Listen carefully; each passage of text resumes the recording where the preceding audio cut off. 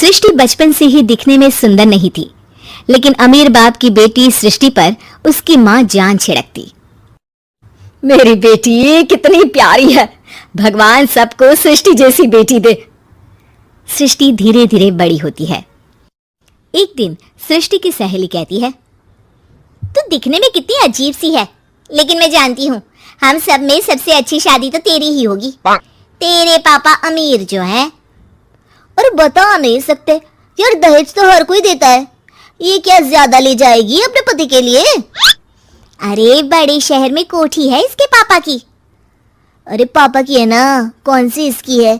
इसकी होती तब तो कोई भी लड़का इससे शादी कर लेता। अरे पापा की मतलब पापा की है तो मेरी ही है ना? किसने कहा? अब तेरी तो तब होगी ना जब तेरा भाई ना हो। वैसे भी शादी के बाद सारी प्रॉपर्टी भाई के नाम होती है। सृष्टि समझ जाती है कि उसे किसी भी हालत में माँ बाप की सारी प्रॉपर्टी को अपने नाम करना है, लेकिन कैसे? एक दिन सृष्टि का भाई शीनू कहता है, बहन क्या कर रही है? तुझसे एक बात करनी है। अरे हाँ हाँ करना, मैं तो तेरी बहन हूँ। बहन मेरी लाइफ में ना एक लड़की है, बहुत अच्छी है। मैं सोच रहा हूँ माँ और पापा से बात करूँ शादी के लिए।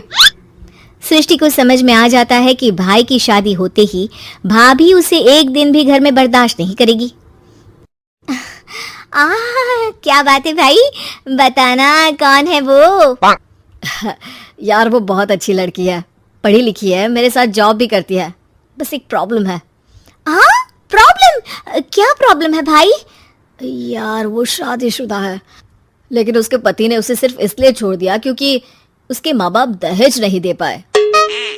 सृष्टि ये सुनकर न जाने क्यों खुश हो जाती है। अरे भाई तो क्या हुआ, लड़की तुझे तो पसंद है ना? शीनू को लगता है कि बहन उसे समझ रही है। वो इस बात से अनजान होता है कि उसकी बहन की मंशा पूरा घर हड़पने की है। सृष्टि अपनी माँ से कहती है, मम्मी मुझे तो बहुत चिंता है। पता है शीनू क्या कर रहा है? अरे क्या कर रहा है, वो तो काम पर जाता है और वापस घर आता है। नहीं ना माँ, वो यही तो नहीं कर रहा, बाकी सब कर रहा है। आपको पता है उससे प्यार है, और वो भी एक शादीशुदा लड़की से। ये क्या हो गया? मैं सोसाइटी में क्या मुंह दिखाऊंगी? अरे तेरे पापा तो यही कहेंगे कि मैंने ही उसे बिगाड़ दिया है। माँ देखो मेरी बात मानो, पापा पर भी विश्वास करने की जरूरत नहीं है। अब आप ही बताओ, पापा इतनी देर घर के बाहर रहते हैं क्यों? बोलो। अरे बेटा वो तो नौकरी करते हैं ना। तू बहुत भोली है माँ, पापा का ऑफिस तो 7 बजे खत्म हो जाता है, लेकिन देखो कितनी देर से आते हैं। अरे नहीं नहीं बेटा, ऐसी कोई बात नहीं है। सृष्टि माँ को एक औरत से बात करते पिता की फोटो दिखाती है। देखो माँ कैसे हैं पापा, मैं ना कहती थी कि पापा सही नहीं है। मैं तेरे पापा से बात करूंगी, दे फोटो मुझे। ओ माँ वो तो डिलीट हो गई। लेकिन चल तूने तो देख लिया ना, पापा से बाद में बात कर लेना, और हाँ मेरा नाम बिल्कुल मत लेना। हाँ माँ। अब क्या था, सृष्टि के माँ और पिता के बीच झगड़ा होना शुरू हो जाता है। सृष्टि के मन में क्या चल रहा था कोई नहीं जानता था। एक दिन, माँ सृष्टि के लिए एक लड़का देखा है, वो लोग शाम को उसे देखने आने वाले हैं। और हाँ माँ एक खुशखबरी, मैं और पापा मिलकर एक नया बिजनेस ट्राई कर रहे हैं। शाम को लड़का आता है, सांवले रंग का। सृष्टि को तो बिल्कुल भी पसंद नहीं आता।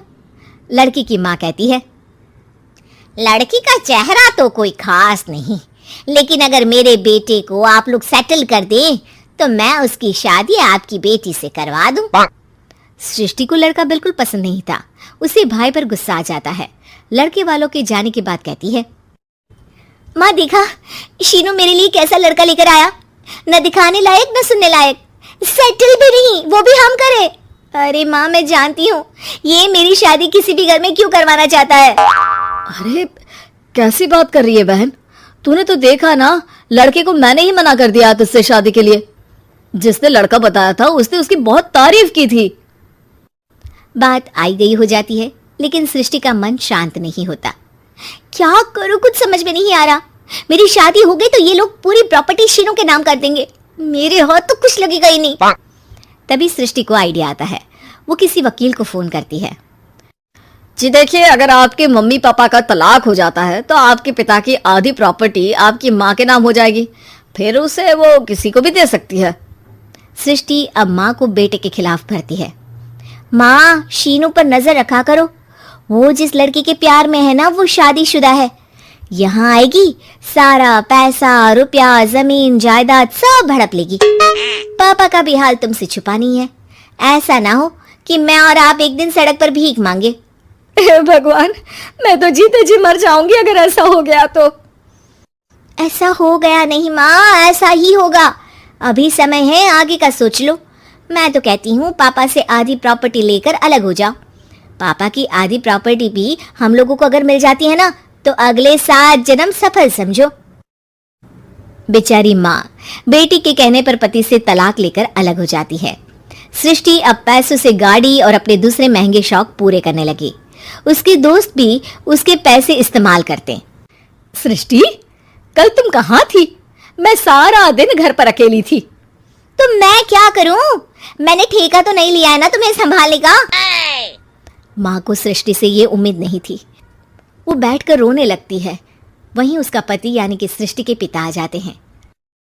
मैं जानता था कि तुम्हारा यही हाल होगा, तो आपने मुझे रोका क्यों नहीं? मैं रोकता तो तुम रुकती क्या? सृष्टि के कहने पर तुमने मुझ पर अपने बेटे पर शक किया, लेकिन तुम ये भूल गई कि कैसे हम दोनों ने मिलकर जीवन में इतना सब खड़ा किया। माँ पति के गले लग जाती है। मुझे माफ कर दीजिए, मैंने आपकी कमाई का एक बड़ा हिस्सा गवा दिया। कोई बात नहीं, तुम साथ हो तो मैं ऐसी 7 प्रॉपर्टी खड़ी कर दूंगा। तभी वहां सृष्टि आ जाती है रोते हुए। माँ, मयंक ने मुझे छोड़ दिया। वो बोल रहा था जब तक मेरे पास पैसे थे तब तक ही वो मेरे साथ था। पापा, माँ,